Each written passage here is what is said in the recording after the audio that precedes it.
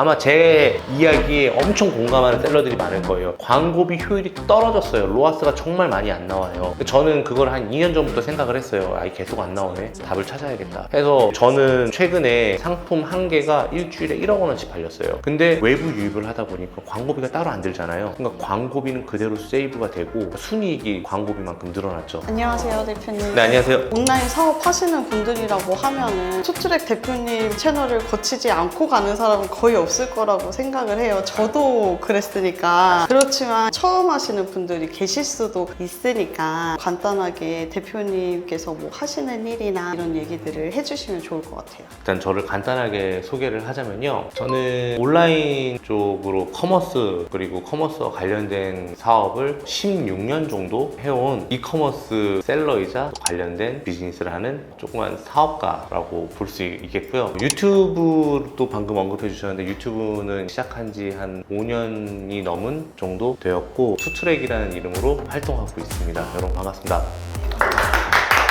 근데 저희는 이제 막 시작을 하고 있는 채널이기도 하고 그런데도 불구하고 어떻게 저희한테 먼저 아셔가지고 연락도 주시고 또 나와주시겠다고 하셔가지고 사실 진짜 궁금했거든요. 저는 일단은 작은 채널인지는 몰랐어요. 보통 이게 영상을 검색하다 보면 나오잖아요. 근데 들어가고 뭐 구독자가 몇 명이고 막 이런 거는 잘 안 봐요, 저는. 근데 영상을 봤는데 말씀하시는 게 잘 하시고 아, 이분하고 좀 알고 지내고 싶다 해서 아, 우리 채널에 한번 초청 한번 드려야지 그런 의미지. 저희는 막 구독자 크다고 막 이 사람 뭐 이렇게 한 건 없고 뭐 작다고 이런 건 없는 것 같아요. 아, 그럼 대표님도 구매 대행으로 먼저 시작을 하신 거예요? 네, 저는 처음에 미국 그때 당시 이제 어린이 상품을 팔아도 됐었던 시절이었거든요. 그리고 건강기능식품, 뭐 의류, 신발, 스포츠용품, 공구, 가전 전부 다 미국에서 하다가 구매 대행이 조금 유행이 되다 보니까 아, 다른 나라도 한번 해봐야 되나? 위기를 어떻게 한번 해야 되나 하다가 이제 유럽에서 독일, 영국, 뭐 스페인 하고 그 다음에 또 유럽을 하다 보니까 또 많이 또 따라오더라고요. 아, 그럼 일본 하니까 또 일본은 이제 생각보다 좀 덜 따라오더라고요. 그래서 일본은 지금까지 하고 있고 구매 대행으로 이렇게 많이 컸었죠. 저도 처음에 다 구매 대행으로 시작했었어요. 한 가지만 하신 게 아니라 계속 확장을 하셨네요. 사업의 메커니즘은 비슷하다 보니까 그냥 복사 붙여넣기를 잘했던 거죠. 사실 하나만 하는 거는 저는 아니라고 생각을 해가지고 근데 이제 알려주는 게 미국 건기식이다 보니까 제가 알려준 그 이외의 것들을 저한테 연락을 따로 하시는 분들은 알려드리거든요. 다른 것도 하시라고. 그래서 아까 말씀하신 브랜딩 얘기할 때도 아, 내가 안 그래도 한계점을 조금 느끼고 있었는데 이것도 방법이겠다. 왜냐면은 아까 말씀하신 것처럼 구매 대행을 하다 보면 구매 대행만 찾게 되더라고요. 온라인에서 물건 판매하는 사람들의 최종 목적지는 브랜드예요. 사실 삼성도 브랜드잖아요. 애플도 브랜드고 테슬라도 브랜드고 다 B2C 소비자를 대상으로 물건을 판매하는 회사들이잖아요. 대부분 시가총이 상위에 있는 회사들 보면 대부분 B2C잖아요. 대신 이런 상품을 만들 수 있는 기술이 없는 것 뿐이지. 결국에는 이제 다들 온라인에서 물건 팔고 싶은 사람들은 자기만의 브랜드를 갖고 싶어 하죠. 그게 가장 오래 가고 물려줄 수도 있고 그래서 저는 브랜드가 되게 좋은 것 같아요. 그럼 결국에는 최종 목적지가 결국 브랜딩인데 처음 하시는 분들이 자기가 접한 게 브랜딩을 먼저 봤기 때문에 브랜딩을 먼저 시작하신 분들도 있어요. 그런 분들 같은 경우에는 사실 자기네가 그냥 무작정 브랜딩부터 해봤는데 안 되더라 라고 얘기하시는 분들도 사실 있거든요.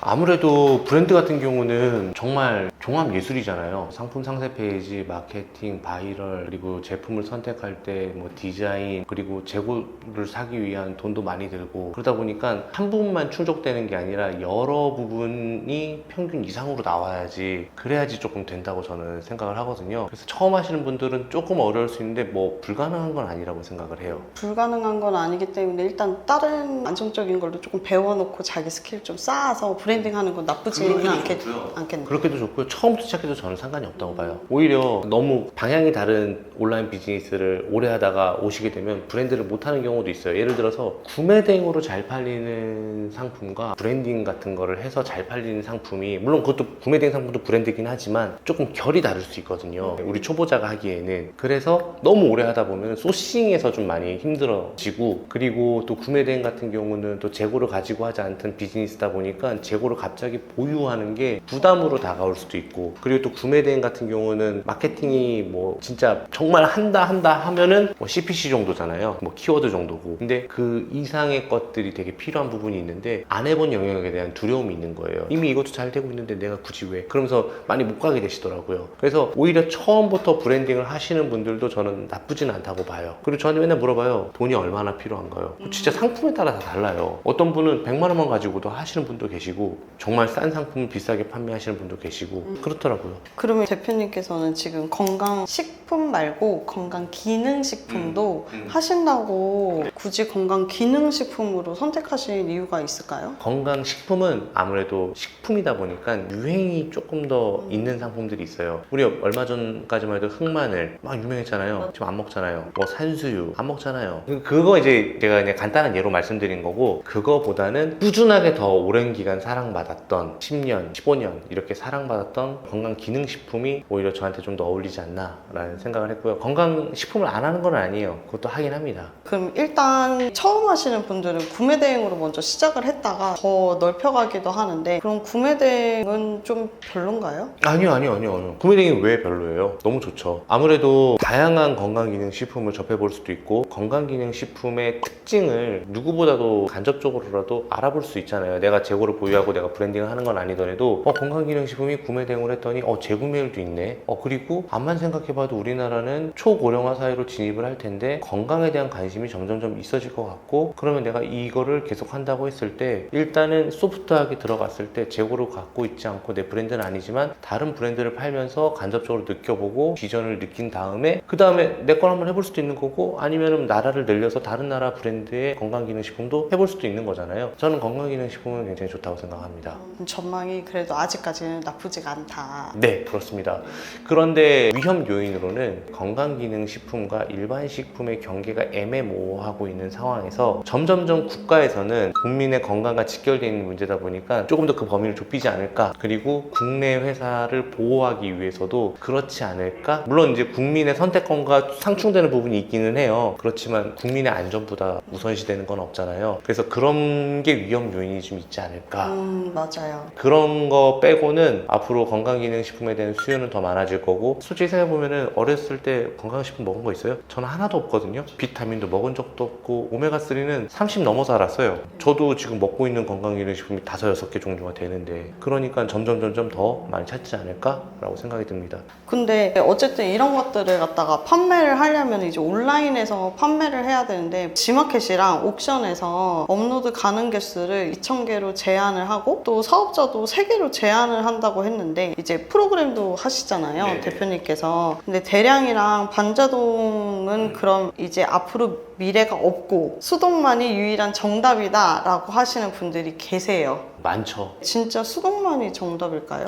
아니요, 저는 그렇게 생각하지는 않아요. 아무래도 물건이 팔리기까지는 어쨌든 상품을 업로드해야지 판매가 되잖아요. 특히 처음 하시는 분들한테는. 그러다 보니까 이왕이면은 내 적은 시간을 할애해서 많은 상품을 올릴 수 있게 도와주는 프로그램이 있으면 좋다고 저는 생각을 하거든요. 그래서 셀러의 수준에 따라 다른 것 같다 라고 생각해요. 처음 하시는 분들한테는 프로그램이 더할 나위 없는 좋은 친구라고 생각을 해요. 근데 대량 필요 없다, 수동이 정답이다 라고 하시는 분들은 이제 뭘 팔지 알아, 딱 보면 감이 와. 그런 분들은 굳이 대량을 안 써요. 근데 대량을 안 쓰면서 물어봐요. 당신도 처음에는 안 썼어요? 근데 열의 9은 다 썼대요, 처음에는. 근데 이제 와서 자기 수준에서는 이제 그게 맞으니까 아니라고 얘기하는 건데, 필요합니다. 40대 50대 컴퓨터에 익숙하지 않으신 분들은 소프트웨어가 필요해요. 다만 여기서 보완해야 될 게 하나 뭐냐면, 최소한 내가 올리는 상품이 어떤 상품인지는 알고 올려보자. 아무 생각 없이 올리면은 진짜 소프트웨어는 이 시대가 종말하게 되면은 여러분들은 다시는 이쪽에 올 수가 없어요. 대량 솔루션을 이용하면서 뭐 반자동을 이용하면서 팔리는 거에 대한 공부를 하면서 하나하나씩 조금씩 내가 수동으로도 올려보는 그런 것들을 같이 실력을 늘려야 되는데, 여기에만 완벽하게 의존하고 있으면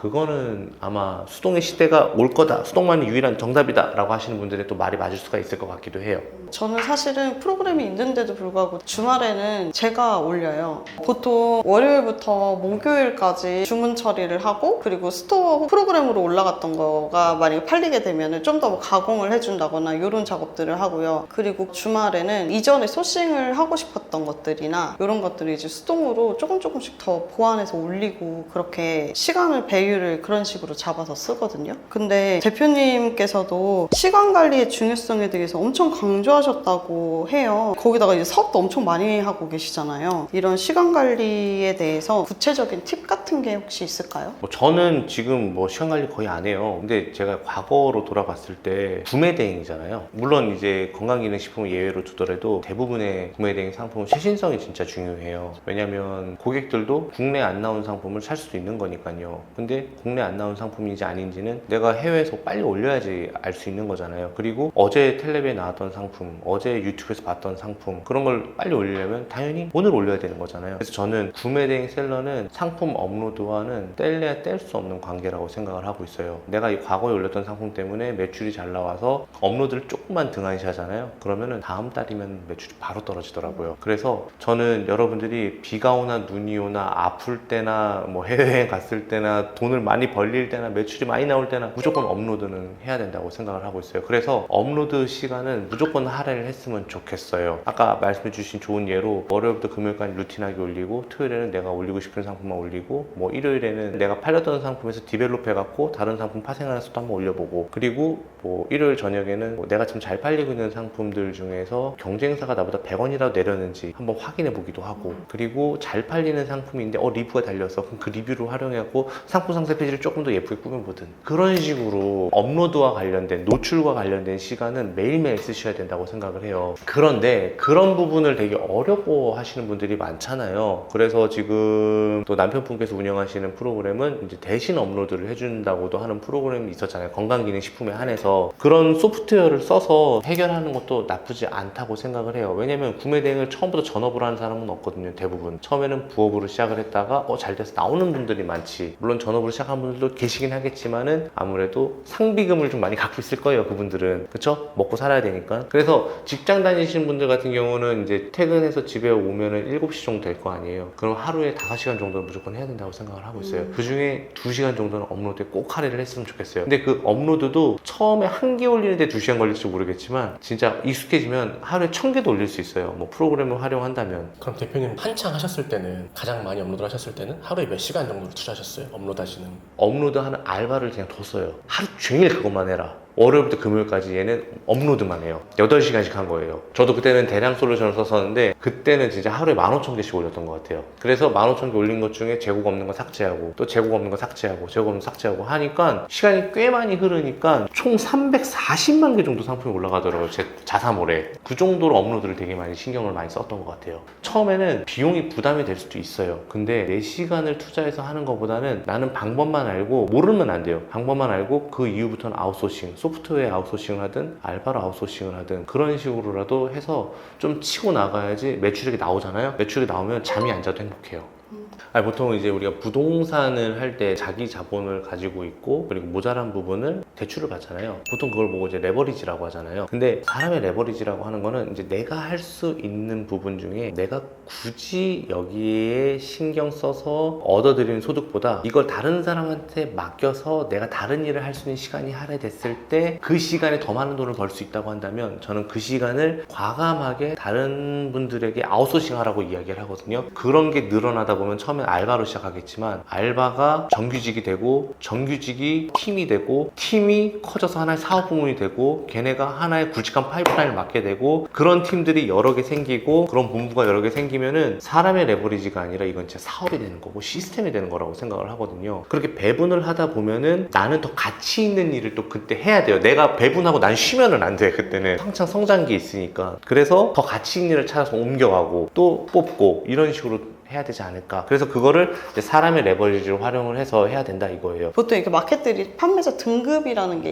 있잖아요. 근데 어떤 사람들이 보기에는 이 빅파워 다는 게 너무 어려울 수가 있거든요. 이런 파워나 빅파워가 근데 굳이 달면은 좋은 영향이 있을까요? 매출에? 뇌피셜로밖에 답변을 못 드릴 것 같은데 논리적으로 한번 생각을 해보세요. 어쨌든 물건이 많이 팔렸고, 그리고 고객들도 만족을 했고, 그래서 여러 가지 부문에서 점수가 높아서 등급이 올라가잖아요. 그러면은 플랫폼과 셀러와의 신뢰도가 향상이 되는 거잖아요. 그러면 당연히 이 셀러는 양질의 좋은 셀러야. 이 사람이 올리는 상품은 그래도 좀 믿음이 가. 그리고 우리 고객들한테도 되게 잘해줬어. 그러면 얘가 올린 상품은 노출 좀 더 해줘야겠다. 이게 당연한 거죠. 근데 처음 온 셀러야. 이 사람이 처음 왔어. 근데 밑도 끝도 없이 한 300만짜리 올리네 상품을. 근데 팔았는데 물건 안 보내. 그러면 그 플랫폼에서 책임을 져야 되잖아요. 약간 그런 느낌이지 않을까라는 생각이 들어요. 일단 파워나 빅파워가 되면은 애초에 하루에 뭐 5-6건씩 꾸준하게 들어온다는 소리이기 때문에 그 고객이 또 내 스토어에 있는 다른 상품을 사가기도 하고, 그렇게 하면서 저는 매출이 점점 늘기도 하고 있거든요. 혹시 대표님께서는 요즘 이게 잘 될 것 같다 하는 주목하고 있는 새로운 온라인 비즈니스가 있을까요? 저는 한 2-3년 전부터 생각을 해왔던 건데요. 대부분 이제 쿠팡 스마트 스토어가 이제 가장 두 개 대표적이잖아요. 근데 이 두 군데에서 물건을 판매를 하는데 사람들이 그 플랫폼 안에서 주어진 툴들만 이용해서 사람들을 유입을 시키더라고요. 예를 들어서 CPC 광고가 있을 수 있겠죠. 파워링크도 있을 수 있고 쿠팡 체험단이나 뭐 이런 걸 통해서만 유입을 시키고 있잖아요. 그게 아니라 여러분들이 지속적으로 성장하려면 여러분들만의 사람을 유입시킬 수 있는 툴들이 있어야 된다고 생각을 해요. 그러니까 쿠팡이나 스마트 스토어에서 자체적으로 광고하는 것들은 광고비가 엄청 나가고 광고 효율이 계속 떨어져요. 아마 제 이야기에 엄청 공감하는 셀러들이 많을 거예요. 광고비 효율이 떨어졌어요. 로아스가 정말 많이 안 나와요. 저는 그걸 한 2년 전부터 생각을 했어요. 아, 계속 안 나오네. 답을 찾아야겠다 해서 저는 이제 최근에 제가 자체적으로 만든 유튜브 채널이 하나 더 있는데 거기에서 이제 상품을 리뷰하고 막 이런 것들을 통해서 이제 영상을 하나 올리면 못해도 한 5-6만 뷰는 나오고 70만 뷰까지도 나온 쇼츠가 있어요. 그걸 통해서 외부 유입을 시키면은 어마어마하게 좋더라고요. 제가 그래서 그 쇼츠를 통해서 그렇게 된 건데 상품 한 개가 일주일에 1억 원어치 팔렸어요. 근데 외부 유입을 하다 보니까 광고비가 따로 안 들잖아요. CPC 클릭해서 들어온 게 아니잖아요. 그러니까 광고비는 그대로 세이브가 되고 순이익이 광고비만큼 늘어났죠. 그래서 이 트렌드가 뭐냐면 여러분들이 앞으로 쿠팡과 스마트 스토어 내에 있는 내부 광고뿐만 아니라 외부 유입을 끌 수 있는 방법을 계속 고민을 하셔야 돼요. 그 첫 번째가 제가 말씀드렸던 그 쇼츠같이 자기만의 마케팅 플랫폼을 갖는다. 첫 번째고요. 두 번째는 공동구매나 핫딜을 적극적으로 활용해라. 그리고 세 번째는 유튜브만 플랫폼이 아니잖아요. 원소스 멀티 유즈로 뭐 인스타나 틱톡도 같이 해보는 것도 좋을 것 같고요. 다섯 번째는 영상 말고도 문자로도 꽤 괜찮거든요. 블로거들 중에서 내가 판매하려고 하는 상품을 리뷰를 잘해주는 카테고리가 나 상품하고 맞는 그런 블로거들 있잖아요. 하루에 10,000명 이상 들어오는 블로거들한테 내 상품을 리뷰를 해달라고 한번 해보세요. 원고비 얼마일 것 같아요? 하루 10,000명 이상 들어오는 사람? 꽤 많이 들지 않아요? 아니에요. 20-30만 원이면 돼요. 그거는 남잖아요. 또 처음엔 효과는 없어요. 약간 그것도 투자가 좀 필요해요. 그렇게 하다 보면 외부 유입이 완벽하게 갖춰진 상태에서 광고비는 좀 덜 쓰게 되면서 갈 수 있다. 근데 그거는 자신만의 무기가 된다. 그래서 그런 방식으로 해야지만 마진이 좋은 상품을 팔 수 있지 않을까 저는 생각을 합니다. 저희 보시는 분들이 거의 다 초보 셀러분들이 제일 많이 보세요. 올해 이제 사람들을 많이 만나보셨잖아요. 그럼 보셨을 때 처음 하시는 분들이 가장 많이 하는 실수가 뭐고, 그리고 그거를 혹시라도 피할 수 있는 방법이 뭐가 있을까? 이 초보 셀러분들도 이 일을 하기 전까지는 자영업을 하든 월급생활 근로자든 그러셨을 거 아니에요. 근데 예를 들어서 한 달에 300-400만 원 받으시는 분들이 여기 와서도 그 정도 이상을 벌려고 오신 거잖아요. 그렇죠? 잘 생각해 보세요. 이 직장을 얻기까지, 이 자영업을 하기 위해서 자본금을 모으기까지 얼마나 많은 교육 기간이 있었어요. 초, 중, 고, 대학교까지 16년을 공부하고 그만한 타이틀을 얻어서 300에서 400, 많으면 500까지 받았던 거잖아요. 근데 왜 6개월을 못 버텨? 아니 그렇게 수많은 기간 동안 했는데 마치 이거는 무슨 뭐 황금 광산이라고 생각하는 건지 모르겠는데 똑같이 시간이 걸리고, 그거보다는 좀 단축되겠죠. 똑같이 시간이 걸리고 똑같은 노력이 필요해요. 저도 정체 구간이 되게 길었어요. 처음에 이제 사업이 잘 돼서 뭐 한 달에 1,000만 원 구간대까지 금방 올라왔어요. 근데 2,000에서 4,000 구간을 9년 있어서 9년 오래 걸려요, 여러분. 유튜버 인플레가 심해져서 그런지 모르겠는데 월 1,000만 원은 너무 쉽게 생각해요. 너무 어려운 일이고 정말로 힘든 일이에요. 그러기 위해서는 거기만큼의 노력을 해주셨으면 좋겠어요. 다 저한테 해주시는 얘기 같아요.